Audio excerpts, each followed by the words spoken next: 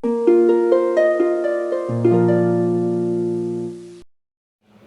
Rajendra sir, विकास coaching रसला बलिया। बच्चों, कभी कभी किसी की कही हुई बातें आपके दिल को चुभती हैं। कभी कभी ऐसा होता है कि कोई सकारात्मक बात आपको जो है बहुत ऊंचा उठा देती है और कभी कभी नीचे गिरा देती है। बच्चा, हमेशा ऊंचा उठने की कोशिश करना चाहिए। जो नकारात्मक शब्द हैं उसे कभी भी जो है अपने अंदर रख करके और यह भाव नहीं लाना चाहिए कि मैं इस चीज़ को नहीं कर सकता। आप अपने अंदर की ताकत को बनाइए और इस ताकत से ही जो है दुनिया को जीता जा सकता है। इस शब्द के लिए मैं एक शब्द कह देना चाहता हूँ कि पूरे समुद्र का पानी भी मिलकर, बच्चों, पूरे समुद्र का पानी भी मिलकर एक छोटे जहाज़ को नहीं डुबा सकता। ठीक इसी प्रकार दुनिया का नकारात्मक शब्द भी आपको नीचे नहीं गिरा सकता जब तक कि उस नकारात्मक शब्द को आप अपने अंदर न आने दें। तो ये बच्चा आपको ध्यान रखना है, दुनिया की नकारात्मक चीज़ों से ध्यान नहीं रखना है, क्योंकि आप जो है ग्रोथ कर रहे हैं, जीवन में आगे बढ़ना है, जीवन बहुत आपकी लंबी है, सोच समझ करके काम करना है और आगे बढ़ते रहना है। गुरु का आशीर्वाद है, आप आगे बढ़ते रहिए। बच्चा, आज का टॉपिक जो हम पढ़ने वाले हैं उसको देखते हैं। वो है बच्चा आपका वैद्युत विभवांतर तथा वैद्युत विभव। तो ध्यान दे बच्चा, वैद्युत विभवांतर और वैद्युत विभव दोनों ही अलग अलग स्थितियां हैं। उन दोनों को पहले समझिए, तब जा कर के ये चीज़ें जो है आपको समझ में आएंगी। तो सबसे पहले हम आपको वैद्युत विभव के बारे में बताना चाहते हैं, इलेक्ट्रिक पोटेंशियल के बारे में बताना चाहते हैं बच्चा। तो पहला हम टॉपिक उठाते हैं, ये है वैद्युत विभव।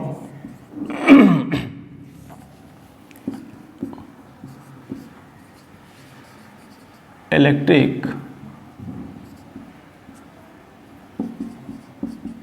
पोटेंशियल। अच्छा, इसके बारे में हम जानना चाहते हैं कि वैद्युत विभव क्या है, इलेक्ट्रिक पोटेंशियल क्या है। अच्छा, यहाँ पर जानिए, मैं समझाने की कोशिश कर रहा हूँ यहाँ एक चित्र के माध्यम से। अच्छा, यहाँ पर मैंने एक चित्र बनाया है, देखो, एक ऊपर टंकी है और एक नीचे टंकी है। ऊपर वाली टंकी थोड़ी बड़ी है और इस टंकी का मैंने नाम रखा है ए, और दूसरी टंकी है बच्चा नीचे, वो छोटी टंकी है और यह टंकी है आपकी बी। विचार कीजिए, ऊपर वाली टंकी से इसका संबंध जो है नीचे वाली टंकी से एक बंद पाइप के द्वारा किया गया है।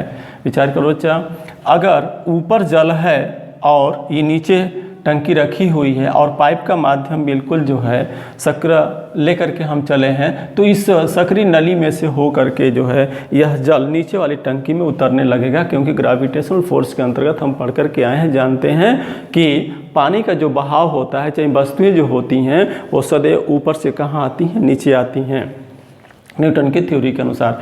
तो बच्चा, यह टंकी ए जो है वह पानी का फ्लो बनाए रखेगा टंकी बी में।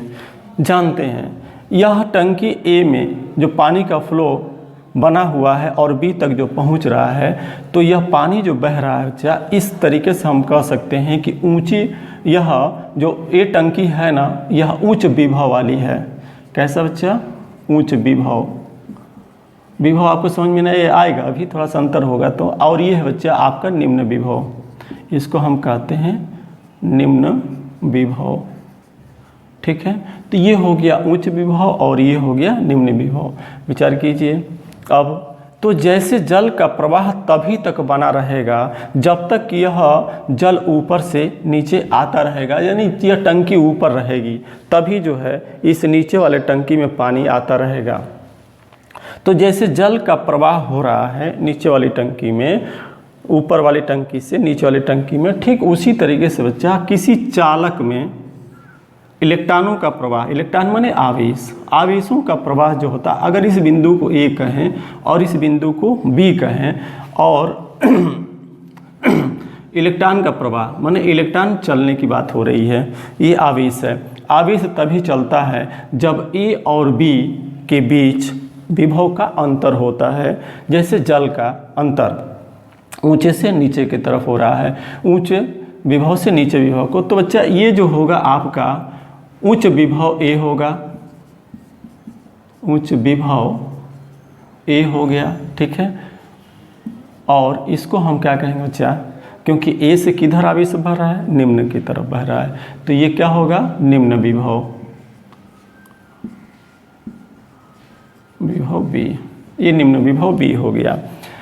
ये तब तक इस तरह का प्रवाह होता रहेगा जब तक यह जल का तल इसके बराबर ना हो जाए, या फिर ये टंकी हमेशा ऊपर रहे और जल इसमें जो है हमेशा ऊपर से नीचे आता रहे, भरा रहे टंकी, तब तक ही आता रहेगा। यानी आवेश का प्रवाह जैसे जल के माध्यम से, जैसे जल जैसे प्रवाहित हो रहा है, उसी तरीके से आवेश का प्रवाह भी उसी तरीके से होता है जब किसी चालक, ये चालक कुछ भी हो सकता है, ये चालक है ना, चालक धातु एल्युमिनियम हो सकता है, तांबा, जस्ता, पीतल, कुछ भी हो, तो ये चालक धातु, चालक धातु इस में तभी तक जो है आवेश का प्रवाह होगा जब इसका उच्च विभव और निम्न विभव अंतर बना रहेगा, यानी ऊंचे विभव से निम्न विभव की तरफ आवेश चलता रहेगा, इस तरह का बना रहेगा।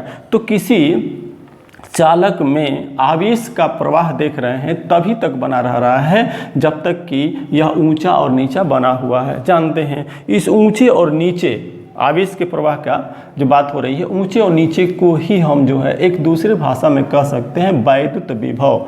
ये वैद्युत विभव बना हुआ है। अब जरा सा इस पर फिर से विचार कीजिए। मान लो बच्चा, अब जो है इसको हम नली से बिल्कुल जो है इस प्रकार से जोड़ दें कि इसमें अब कोई छेद ही न रह जाए, ठीक है, और जल का सिरा एक हम और ऊपर तक लेकर के चलें। विचार कीजिएगा, ध्यान से देखते रहिएगा, समझ में आ जाएगा आपको। यहाँ से देखते हैं बच्चा, अगर यह टंकी भर जाएगा उस स्थिति में क्या होगा, तो ये जल का जो तल देख रहे हैं ना, इस तल तक जो है ये भी जल अब भर जाएगा। टंकी नीचे से पूरा भरा हुआ जल तब तक बहता रहेगा, क्योंकि जल के बहने का कारण क्या बनता है, जल सदैव जो है ऊंचे तल से नीचे की तरफ बहता रहता है, तो तब तक बहता रहेगा जब तक कि दोनों का तल बराबर न हो जाए। तो अच्छा, जैसे ही जल का तल बराबर हो जाएगा तो याद रखिएगा उसके बाद जो है जल का बहना बंद हो जाएगा, ठीक है। तो जैसे ही यह जल का तल बराबर होगा और जल का बहना बंद हो जाएगा, तो अब जरा सा ध्यान दे करके देखिए कि ये उच्च विभव था, ये निम्न विभव था। अब यहाँ पर दोनों का विभव समान हो जाएगा। अगर इस बिंदु को हम C कह लें और इस बिंदु को D कह लें, ध्यान है ना, ये देख रहे हैं ना तल, तो C और D अब ये उच्च विभव नहीं और निम्न विभव नहीं बना रहेगा, बल्कि अब ये विभव क्या हो जाएगा, बराबर हो जाएगा। तो C और D की जो स्थिति है बच्चा, वो समान विभव है। कैसा विभव है, समान, ये समान विभव है। जैसे ही समान विभव हो जाएगा तो याद रखिएगा अब जल का तल कितना ऊपर हो चाहे नीचे हो, दोनों वाले का, और ये बहने की स्थिति बंद हो जाएगी, क्योंकि पूरे जल का तल क्या हो जाएगा, बराबर हो जाएगा। उसी तरीके से आवेश भी जो होता है बच्चा, उच्च विभव से निम्न विभव का तरफ तब तक बहता रहता है जब तक कि दोनों का यह मान विभव का बराबर न हो जाए। और जैसे ही बराबर हो जाएगा तो याद रखिएगा आवेश चाहे कितना भी हो, यहाँ ए पर आवेश और बी पर आवेश चाहे कितना भी हो, अब ये बहना क्या हो जाएगा, आवेश का बंद हो जाएगा। तो ठीक उसी तरीके से वैद्युत विभव के लिए हम लोगों ने ये जाना कि जैसे किसी टंकी से जल नीचे उतर रहा था तो उसी को उतरने की घटना क्या कह रहे थे, विभव कह रहे थे। और जैसे ही जल की टंकी का तल दोनों का बराबर हो गया तो विभव समान होने के बाद आवेश का मात्रा चाहे कितना भी हो तो वह बहना बंद कर देगा। तो उस स्थिति में अगर ए बराबर क्या हो जाए, ए बराबर क्या हो जाए, विभव बी हो जाए, तो आवेश प्रवाह क्या होगा बच्चा, बंद हो जाएगा, आवेश का प्रवाह नहीं होगा। आवेश का प्रवाह अब नहीं होगा, ये याद रखेंगे हम लोग। तो याद रखें यही है आपका वैद्युत विभव। तो अंतर, दोनों सिरों का अंतर, तो विभव का अंतर है तो आवेश का प्रवाह होगा, अन्यथा नहीं होगा। अब इसको दूसरी भाषा में समझिए, इसकी परिभाषा अब ये तो आप लगभग दिमाग में बन गया होगा कि विभव क्या है। तो अब जानिए आगे की तरफ, ध्यान से देखते रहिएगा, समझिए, तुरंत समझ में आ जाएगा। बच्चा मान लो कि कोई एक आपका धन Q आवेश है और इस धन Q आवेश को रखा गया है। मान लो कि यह बिंदु कोई O है, इस बिंदु O पर एक धन Q आवेश है। हम क्या पीछे पढ़ कर के आए हैं कि अगर कोई धन आवेश हो या ऋण आवेश हो तो उसका अपना एक क्षेत्र होता है, उसको हम कहते हैं वैद्युत क्षेत्र। ठीक है ना, याद आ रहा है। तो धन q आवेश के कारण इसका अपना एक क्या होगा, वैद्युत क्षेत्र होगा। ध्यान रखिए हमारे हाथ पर, इसका एक क्या होगा बच्चा, वैद्युत क्षेत्र होगा। वैद्युत क्षेत्र किसे कहते हैं, तो किसी धन आवेश के कारण, यानी किसी आवेश के कारण जो है वह क्षेत्र जिसमें कोई दूसरा हम आवेश लेकर के आते हैं तो वह आवेश आकर्षण अथवा प्रतिकर्षण बल का अनुभव करने लगता है। तो वहाँ तक का क्षेत्र जहाँ बल का अनुभव करता है वह क्षेत्र ही क्या कहलाता है, वैद्युत क्षेत्र कहलाता है। तो बच्चा इस धन q आवेश के कारण इसका एक अपना वैद्युत क्षेत्र है, और इस मान लो बच्चा कि यह वैद्युत क्षेत्र हो गया। ठीक है ना, वैद्युत क्षेत्र हो गया। और वैद्युत क्षेत्र के भीतर सपोज कीजिए कि यहाँ पर हम ले लेते हैं और यह बिंदु क्या हो गया, ए हो गया।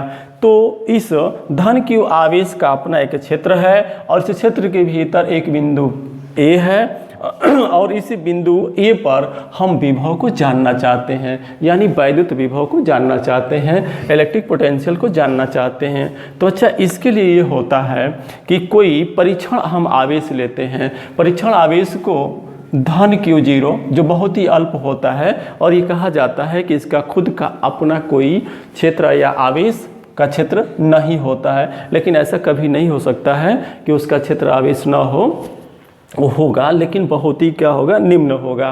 तो उसको हम परीक्षण आवेश कहेंगे।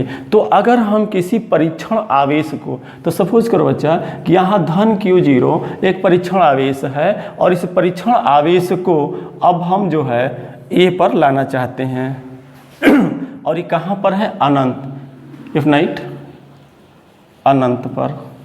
इसको क्या पढ़ते हो बच्चा, अनंत, इधर लिख देते हैं अनंत, अनंत इसको पढ़ते हैं। ठीक है ना, अनंत पर है। अगर अनंत से जैसे ही हम बिंदु ए पर लेकर के आएंगे जो इसके कारण उत्पन्न वैद्युत क्षेत्र के भीतर होगा, तो जैसे ही हम इसको लेकर के आएंगे इस बिंदु के ऊपर, तो अच्छा हम जानते हैं कि अगर कोई दूसरा धन आवेश इसके क्षेत्र में आएगा तो इसके कारण इसके ऊपर बल लगने लगेगा और यह बल लगा करके इसे क्या करेगा, ढकेलने लगेगा, दूर हटाने लगेगा, क्योंकि यह भी धन है और ये भी क्या है, धन है। तो धन धन जो आवेश होता है उनके अंदर प्रतिकर्षण और विजातीय जो आवेश होता है बच्चा उसके अंदर आकर्षण बल होता है।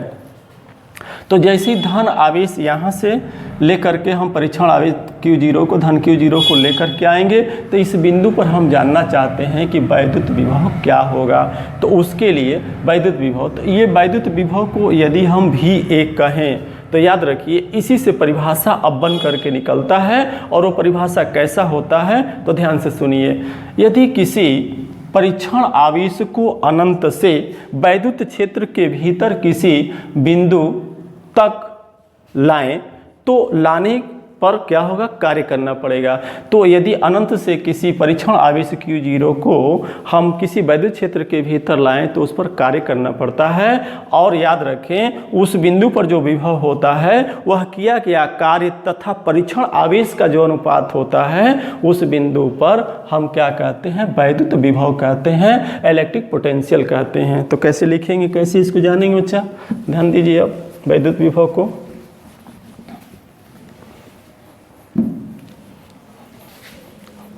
हाँ, विचार करें।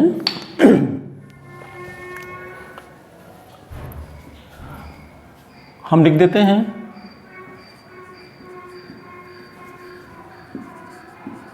अनंत से किसी परीक्षण आवेश, परीक्षण आवेश को हम कैसे, धन q0 से, परीक्षण आवेश धन q0 को वैद्युत क्षेत्र के किसी बिंदु तक लाने में किया गया कार्य, किया गया कार्य, हम कार्य को डबल ले लेते हैं बच्चा यहीं पर क्योंकि फिर से लिखना पड़ेगा। तो अनंत से किसी परीक्षण आवेश q0 को वैद्युत क्षेत्र के किसी बिंदु तक लाने में किया गया कार्य तथा परीक्षण आवेश Q0 के अनुपात या निष्पत्ति भी कहते हो अच्छा, अनुपात को उस बिंदु पर वैद्युत विभव कहते हैं। क्या कहते हो अच्छा? वैद्युत विभव कहते हैं। परिभाषा आप किसी तरह से बना लीजिएगा। परीक्षण आवेश अनंत पर रहना चाहिए, वैद्युत क्षेत्र के भीतर किसी बिंदु पर आपको लाना है, लाओगे तो क्या लगेगा? हाँ, बल लगेगा, उस बल के विरुद्ध कार्य करना पड़ेगा, तो किया गया कार्य तथा परीक्षण आवेश के अनुपात को ही उस बिंदु पर वैद्युत विभव कहते हैं। इसे भी से प्रदर्शित करते हैं। अगर यह बिंदु आपका ए था तो कैसे लिखे बच्चा? भी ए लिख देंगे, ठीक है ना। अब किया गया कार्य वैद्युत विभव बराबर, पूरा लिख लेते हैं, वैद्युत विभव बराबर क्या है? किया गया कार्य तथा परीक्षण आवेश का अनुपात, परीक्षण आवेश। तो वैद्युत विभव बिंदु ए पर लाए हैं ना वैद्युत क्षेत्र के भीतर, तो इसको हम भी से प्रदर्शित करेंगे।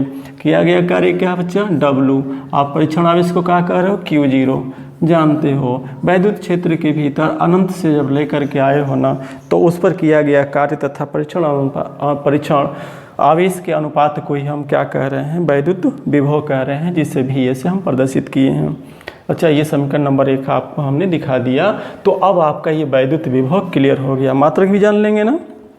ऐसे देखिए, जूल प्रति कूलाम होगा, ठीक है। हम लास्ट में चल करके जब विभवांतर बताएंगे ना, तो दोनों के लिए लगभग सेम आएगा। इसको हम वोल्ट कहते हैं। वोल्ट किस प्रकार से इसको परिभाषित किया जाएगा? तो याद रखिएगा, यदि किसी परीक्षण आवेश को लाने में 1 जूल कार्य प्रति कूलाम किया जाता है तो उसका मान 1 वोल्ट होता है। क्योंकि इसका जैसे मात्रक हम रखे बच्चा, तो मात्रक के रूप में क्या रखेंगे बताओ? तो ये होगा जूल प्रति कूलाम, ठीक ना। जूल प्रति क्या होगा? कूलाम होगा, ठीक है। तो जूल प्रति कूलाम को क्या कहते हैं? वोल्ट कहते हैं। इसको हम याद रखेंगे, बाद में इसको हम डेफिनेशन अलग से देंगे, सुनिएगा, बाद में समझा देंगे आपको। तो ये वैद्युत विभव हो गया, ठीक है। अनंत से किसी परीक्षण आवेश धन Q0 को वैद्युत क्षेत्र के किसी बिंदु तक लाने में किया गया कार्य W तथा परीक्षण आवेश Q0 के अनुपात को या निष्पत्ति को उस बिंदु पर वैद्युत विभव कहते हैं। इसे भी हम प्रदर्शित कर रहे हैं, और एक बिंदु था ए, तो इसे भी से प्रदर्शित करते हैं। कैसे हुआ इतना आपने जान लिया। तो ये हुआ आपका वैद्युत विभव। लेकिन एक बात याद रखना बच्चा, मैंने क्या बोला था कि अगर विभव का अंतर नहीं है तो आवेश का मान चाहे कितना भी है, ठीक ना। वो आवेश हमने बताया था ना, अगर आवेश का मान चाहे कितना भी हो तो याद रखना वो कभी भी प्रवाहित नहीं होगा, यानी धारा नहीं बहेगी। आवेश प्रवाह की दर को क्या कहते हो? धारा कहते हो।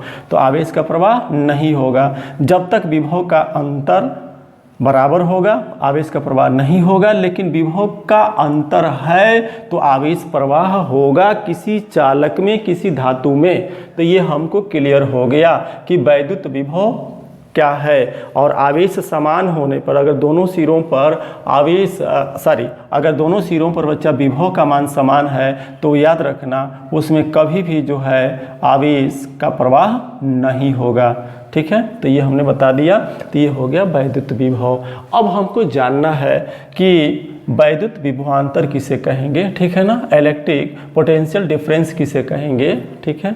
तो इसके बारे में हम जानेंगे।